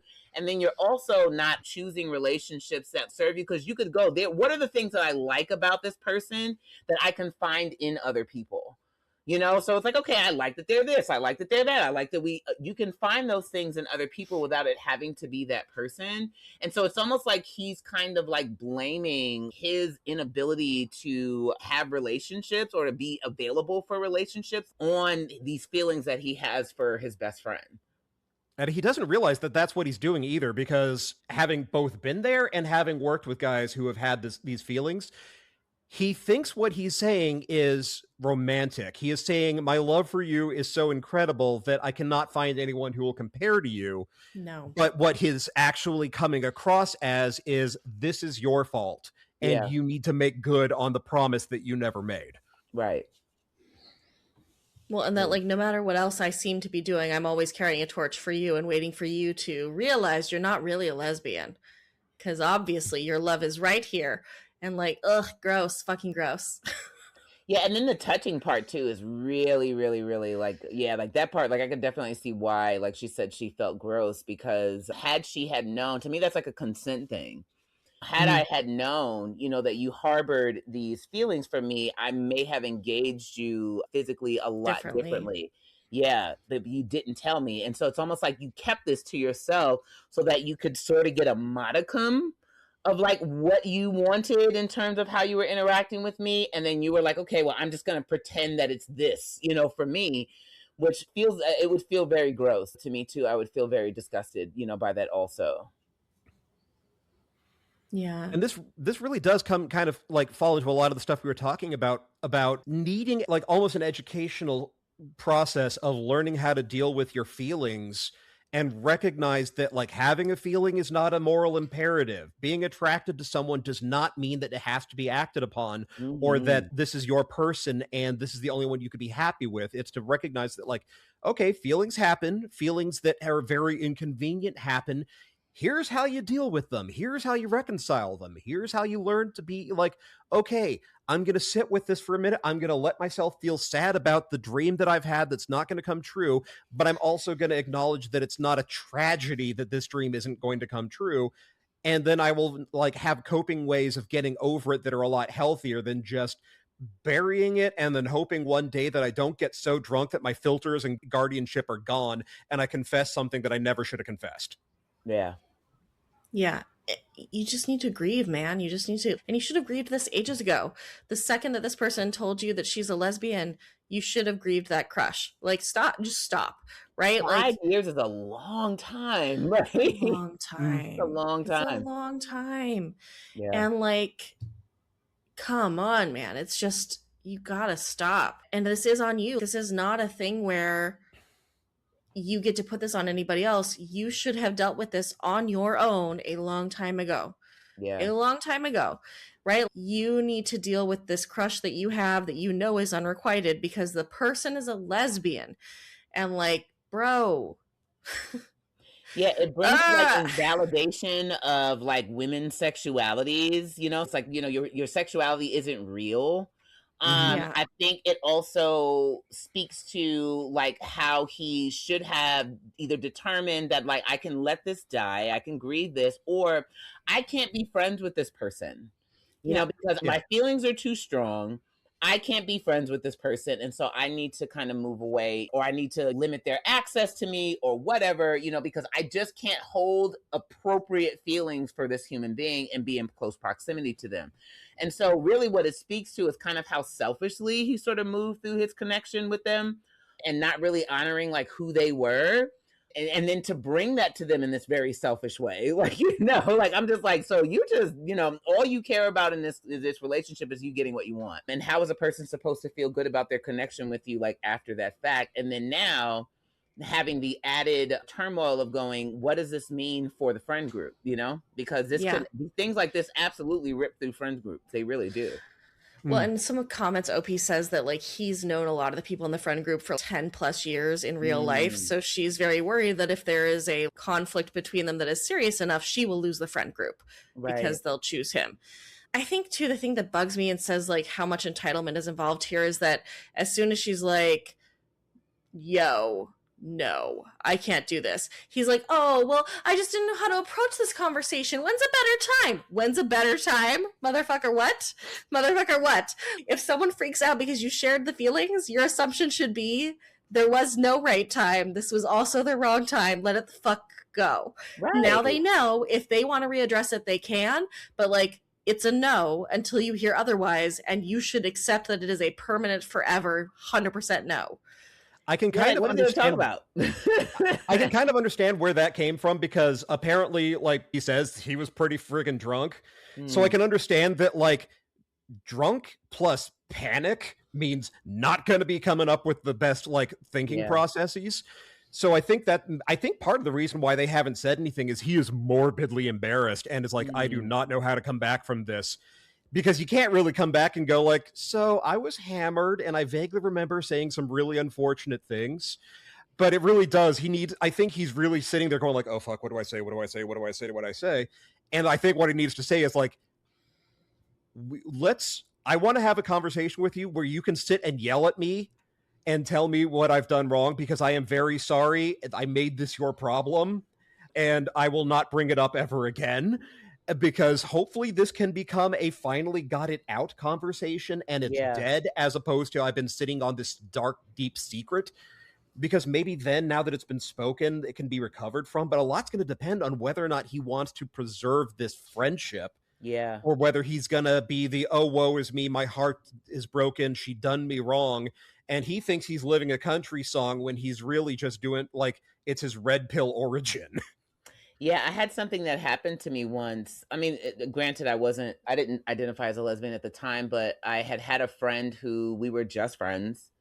And I like called him my brother and all of this stuff. And then one day we were like hanging out and he asked if I wanted to have sex. And I was so taken aback by it. I was like, what? Because I didn't even know that he felt towards me that way. But he hated me after that. Like, he just did not for a while. He really did. And eventually he came around and came back and kind of apologized and said, I hate that I did that because it ruined our friendship and our friendship mattered to me. But he did not like me after that for a long time because he was in his feelings about me having said no and saying I don't return those feelings.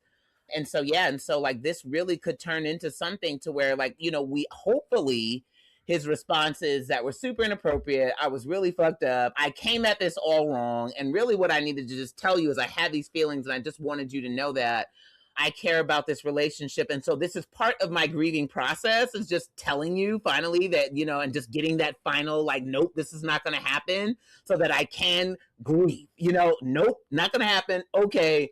Now I know and I can grieve and let's move forward and try to recover from this. But if it turns into something to where he feels indignation or, you know what I mean?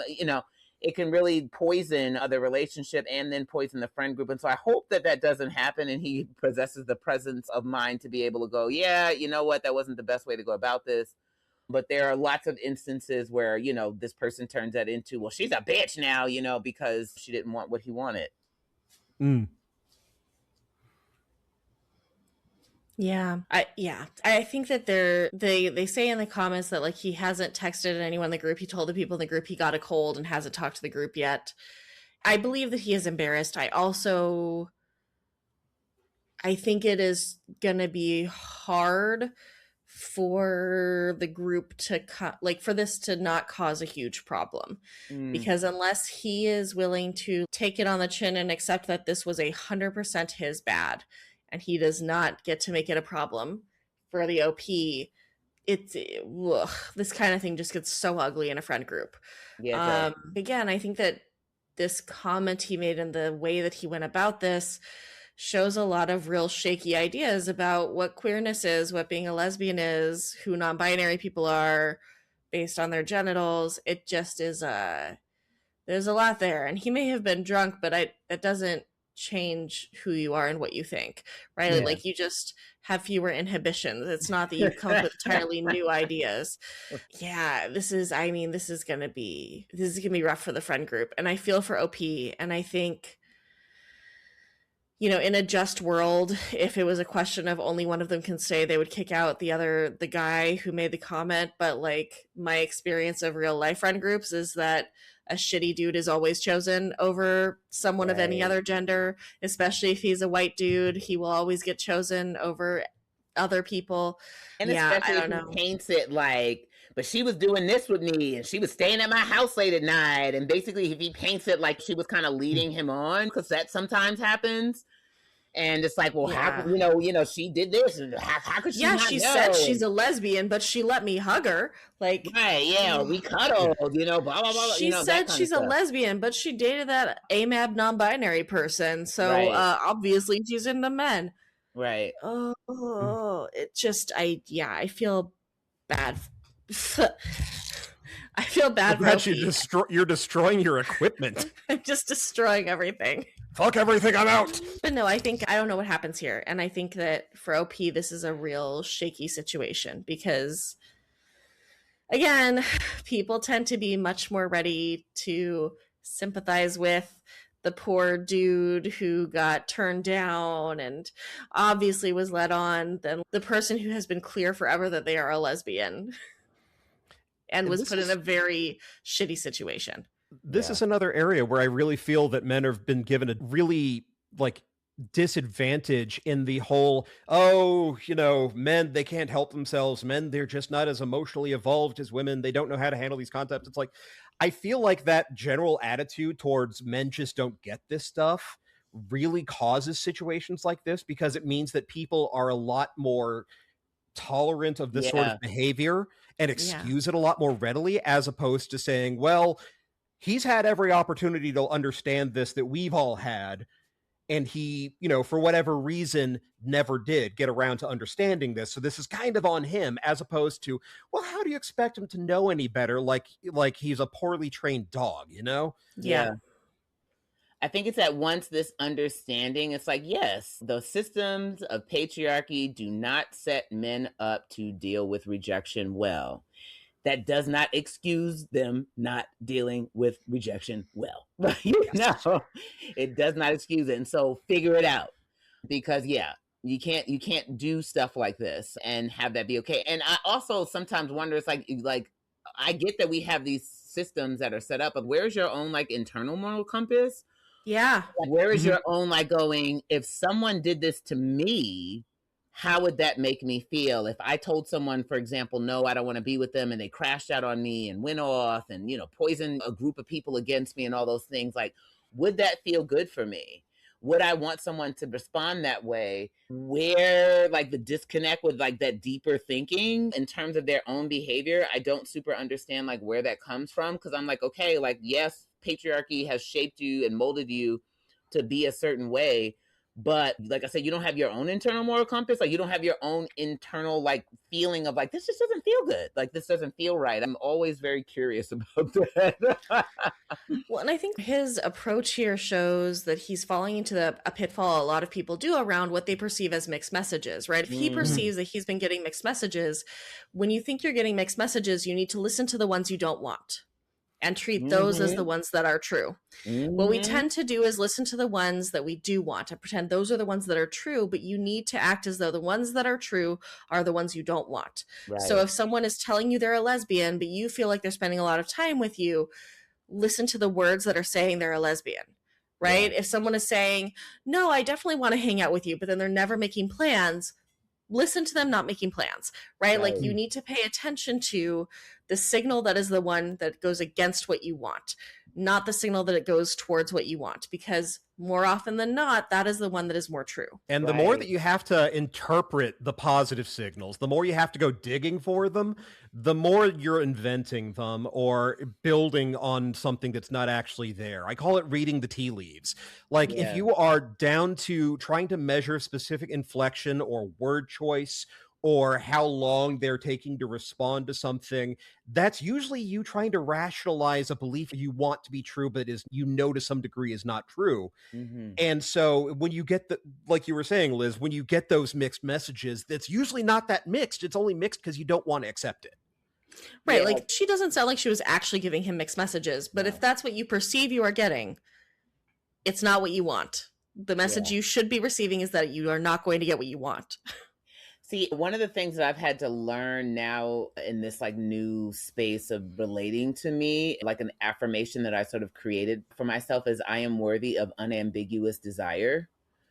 So I am worthy of desire that shows up and shows itself for exactly what it is. And I'm not having to read the tea leaves and I'm not having to interpret, because when we like someone, we will look for things to corroborate that they want us in this way, that are benign, that are ambivalent, that sometimes are even indications that they don't like us in this way.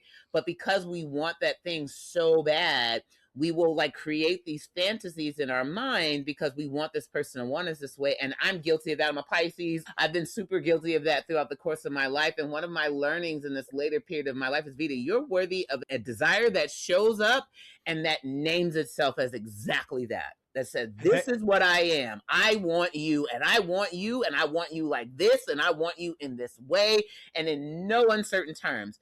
That is how it's presenting itself to you. And if there's anything other than that, that is not, that's not what I want. It's not desire. It's not what I'm worthy of. And hey, Fish Club, feel you on that one. Yeah.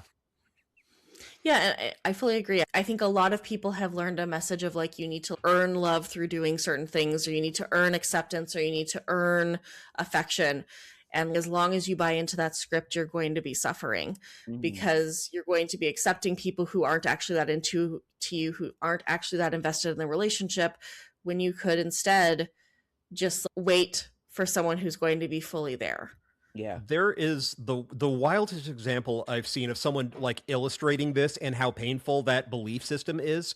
Of all things, came from Dimension 20 when they were doing a season called Misfits and Magic. The what if Harry Potter wasn't a transphobic and sexist mess?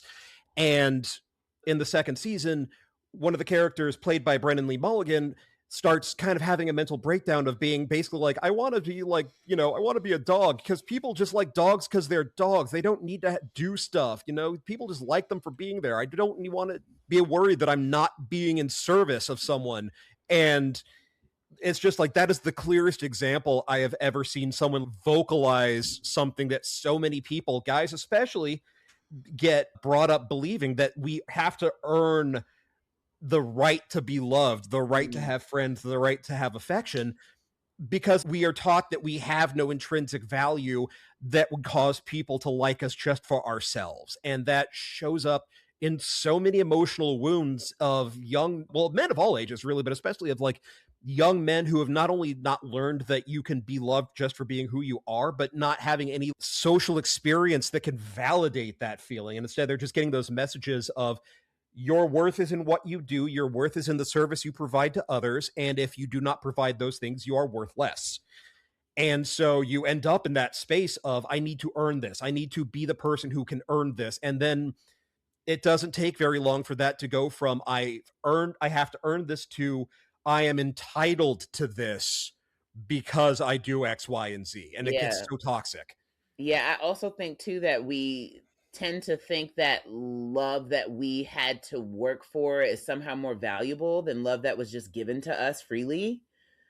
So if somebody just showed up and kind of gave you it's like, ugh, whereas if you had to pursue and you had to win someone over, that somehow that love is actually more solid or more stable or more worthwhile because it was harder to get than love that just kind of showed up and was just present with you from the beginning.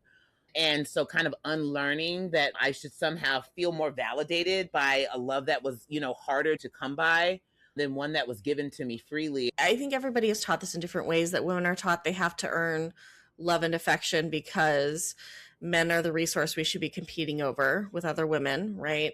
And you have to show them how good of a wife you're going to be to them. People who are marginalized in any variety of ways feel a need to earn love because people...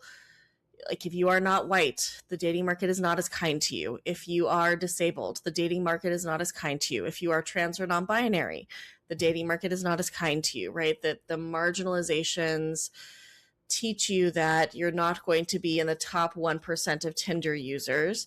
And so therefore you need to find ways to prove to people that you are worthy. And I think a lot of us came from families where very much we were not treated as worthy for existing, that worthiness was something we had to prove or earn, right? And so I think there are a lot of layers to it. I do think that for kind of everyone in the dating realm, the harder you feel like you need to work to earn someone in a relationship, the more likely it is that that relationship is going to become toxic and or abusive, because it's creating a very significant power imbalance. It's creating a space in which your boundaries and your wants and your needs are not something that you get to be mindful of and center, because you have to center what the other person wants and needs and keeping them happy and showing them how good you can be.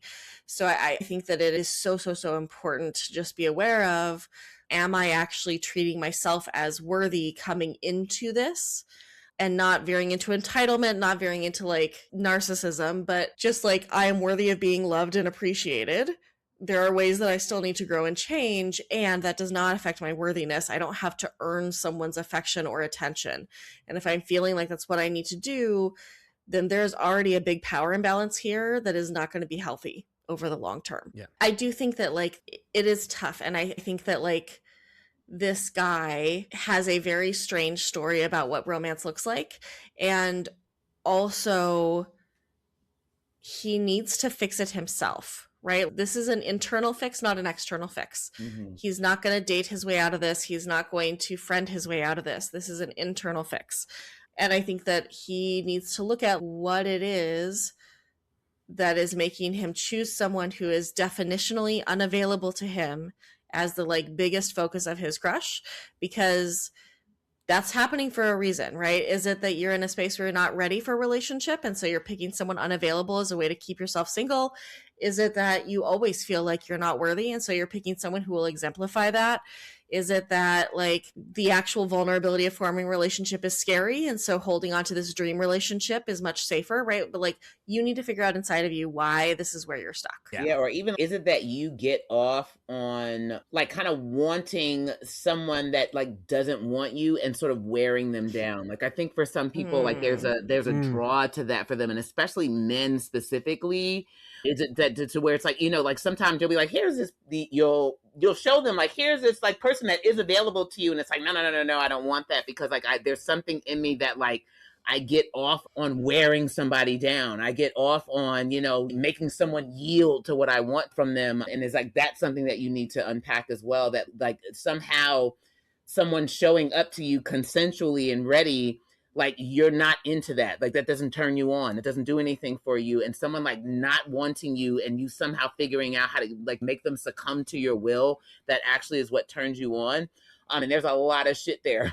So yeah, and so it's like, why is this? Yeah, there's a lot for him to look at. Is why is this what you have chosen to do with your affection and your regard, and what does that say about you? Not what does it say about the OP. What does that say about him? You know? Yeah, there's a version of that that is really horrifying, and there's a version of that that's slightly less horrifying, yet still horrifying. There's the version of, I want to, you know, forcibly crush the spirit of this person and bend them to my will, which is obviously horrific. And then there's the fact that I had to work for this, but I won them over eventually, confirms that I am special and I finally have validation, which is less malignant in the obvious way, but is still really toxic and bad, is going to fuck things up for everybody, because it's still not about another person. It's about another NPC in the game that is your life, who is there ultimately to give your life texture and meaning, rather than being a person with agency and wants and desires of their own, who came to grow to love and value you in the way that you wanted to be. Yeah. I feel like The Simpsons did a great job of covering this in the episode where Ralph Wiggins is so into Lisa and she eventually blows up on him. And I think that shows how this often goes. I had a stalker in middle school. One of my fellow middle school students had decided that he had a crush on me. It didn't matter how many times I told him no. And he kept escalating stuff. And like, everybody was like, oh, you know, he just has a crush, right? Like there's this like empathy that happens very quickly, when for me it was about feeling uncomfortable all of the time and nobody cared. And it wasn't until I blew up on him for sneaking up behind me to have a friend take a picture of us together that things finally fucking changed. And this was the old days. So like they had a camera, like one of those little like disposable cameras that you had to use, because there were no cell phones with cameras. That was not a thing. And I wonder, I recently got an order on my shop from someone who has that person's same name. And it made me wonder, is he still there lurking in the shadows all of these years later? Is he still following my shit when he made me feel so uncomfortable in like the 7th grade, right? And why would you do that? Like, why would you keep pushing for someone who does not want you? Just take the fucking no. Take the L. nurse your broken heart and go find somebody who actually fucking wants you. Yeah. Mm. Yeah, take the ambiguity as a no. Just take it, if it ain't a yes, it's a fucking no. Like, like theory If of it both is sides. not a My clear is no. yes, if they are not giving you a Yeah. continuous, consistent, clear yes, it's a no. Just take it as a no and go. Yeah, because at that point, it's not about the other person at all. Mhm. It is literally not. It's not about them. It's not about their experience. You do not care about them as a human being. You only care about them in the context of how you can position them in your life in order to have the experience that you want, the experience of yourself that you want, the affirmation of yourself that you want. So they have ceased to be a person to you anymore. They are a means to some kind of end. Yeah. And that's the worst part of it all. It's just literally like, if you cared for them more than you cared for yourself and your own feelings, hopefully there would be enough empathy to realize that this is what you're making them feel like. Do you really feel okay with the fact that you're making them feel like they are an object, that you are a consumable, that you are there for their story, not someone with a story of their own? And a lot of people never reckoned with that, and they never actually address that what they're feeling is because they feel like, because they want it, and they've contextualized it in terms of romance, whether it is romantic or not. They've bought into the, well, it's love, and doesn't love conquer all? Isn't everything fair in the name of love? And it's like, if you actually love this person, consider how you're making them feel. And then sometimes the kindest thing is to give up and move on. You can love someone enough to let them go. Yeah. All right, well, I think that we've kind of reached the end on this one.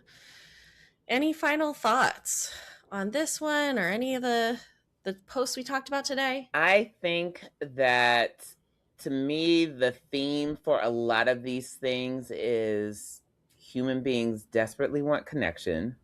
Mm-hmm. And it is also an incredibly vulnerable thing to do. It brings up a lot of stuff, a lot of fear, a lot of disappointment, and all kinds of things that we're afraid of and we don't want to feel. And then we live under these systems that create even more static and interference for genuine connection. And rather than be present with ourselves and those fears and those challenges, we tend to project that out onto other people. You're not supposed to make me feel this way. You're not supposed to, if this is real, I wouldn't be present, with these other things that I'm dealing with. For myself, as I'm moving through connection and relearning what connection in my 40s looks like, and in these new spaces in my life is going, how am I being present with myself and what's really going on with me, so that I'm not getting in the way of having genuine connection with others, because it is so vital and it is so important. Also, like, we do so many things to make it so difficult and so challenging for ourselves.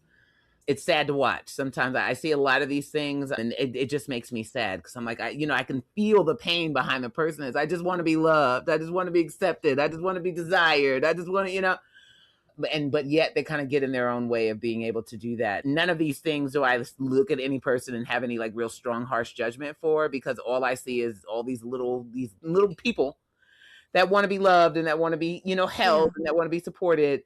And they just don't know how, and they're struggling. Yeah.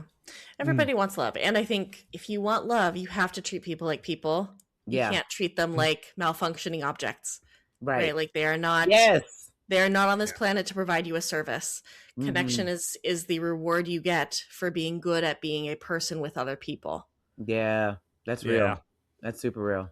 And I think it would be really helpful, if this is going to sound like I'm talking, like I'm just doing a bit, but I'm really not. I think it would really be helpful if we had some male equivalent of the Golden Girls to show, like, model different ways that men can get community with other men, can get emotional needs met with other men, that isn't intrinsically about romance or sex, but is just about companionship, friendship, connection, intimacy, that shows that you can have this, you can even have love, that it is not in the context of romance or in the context of sexuality. And having like at least a couple of counter examples to all of the rest of culture that says it's got to be like this, I think would be really invaluable. Yeah. So I think one of the things that propels why probably all of us do what we do, is because we see the value that human connection brings to the people around us. And then you also see all the ways that people get in the way of having this, fundamental thing that we all need. So it's like, let me, help you. Let me help. Let's talk about it. Let's have these conversations. Let's talk about these things. Let's bring these ideas forward. Because ultimately, what we're hoping that we land on is kind of people getting out of their own way to having the connections that fulfill themselves. Yeah.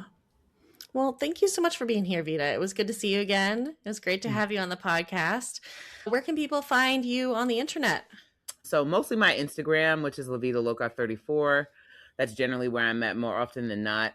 In this transition period, I haven't been as present on social media and stuff as I generally am. I also have a website, just evitasawyers.com. But yeah, mostly my Instagram is where you'll find me. Mostly in my threads, which is also connected to my Instagram. And it's the same thing, Levita Loca 34. And that's where you'll see my musings and where I share my thoughts and stuff about just a variety of topics. Now I feel like I've changed more to just talking about connection and relationships and life in general, and not just that focus on polyamory and non-monogamy. It's a function of what I talk about, but ultimately what I like to talk about is like, how are we connecting to one another and in ways that is healthy and gracious and empathetic and fulfilling. That's kind of one of those things that keeps me up at night. So Yeah. Harris, where on the internet can people find you? Well, you can find me at my website at drnerdlove.com. I am on all of the socials, primarily on Blue Sky as Dr. Nerdlove. There's also a Patreon, patreon.com/Dr. Nerdlove. And if you read my column, you enjoy it, you have love questions of your own, you could submit a question through the question submission form at drnerdlove.com/contact. And Dr. Liz, what about you? Where can we find you? So I'm on all the social medias as at Dr. Liz Powell. I'm the most active on Blue Sky. If you see me active on Instagram, that's probably my assistant, Allie, who is also the producer of this podcast. We love you, Allie. Thank you so much. My website is drlizpowell.com. I've got cute merch there, as well as videos, blogs, all that kind of stuff.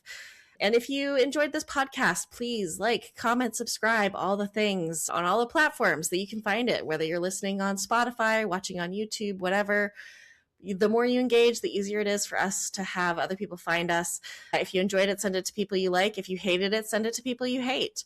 Every time we say that this time, the people telling me how ugly and unfuckable I am, it's the time that will finally make me miserable. I promise. I promise this time you will hurt my feelings so badly that all the amazing sex that I'm having will no longer count. So if you hate this, comment all the things as often as you can. It makes me so sad. But until next time, we're going to leave you, as we always do, with this advice. Do as we say, Not as they did.